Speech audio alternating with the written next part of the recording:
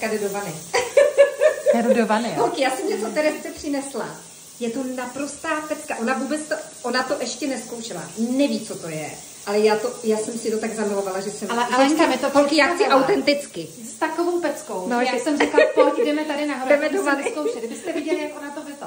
Takže já jdu na to, jo? Dej nohu. A to prostě... Pozor, není to jenom na nohu, je to na celé tělo, ale Tereska se tady... Tam se ještě nejde. Máš krásnou. Holky, není to jenom na nohu, jo? Je to na celé tělo, ale my jdeme na nohu. Jo. Namočím nohu. Protože to prostě musí ten feeling, ona musí, jak chci, abych to řekla autenticky, jo. No. Holky, tak to je takový jako mléč? Ježiš, to je příjemný. Je to prostě, je to boží, no. Já to úplně miluju, jako. Holky. Ježiš, tak to je super. Wow. To je takový mlíčko, jako to. A je to vlastně co, Teres? Je to scrub. Je to tělový scrub. Je to tělový scrub, ale podle mě je naprosto jiný, než všechny scruby, co jsme doteď zkoušeli. On je prostě boží. Hele, ten olejček, ne? Hele, jak se to leskne. Ano, to je přesně ono. Wow.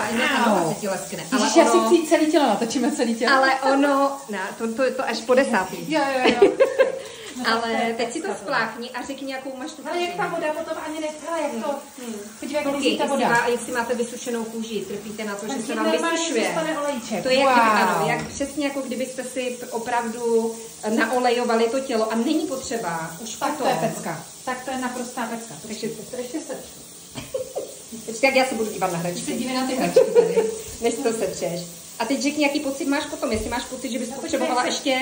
Podívej, jak se ta noha leskne. No. Wow. No, tak to je pecka. Tohle opravdu, hele, když to porovnám, porovnejte to tady s tím a tady s tím, opravdu ta noha, nebo celé to tělo, není potřeba už olejovat ani krémovat. Takže, pecka. Já to beru. Já to miluju, já už to mám. Super, já to i vyfoj tohle, to i vyfoj.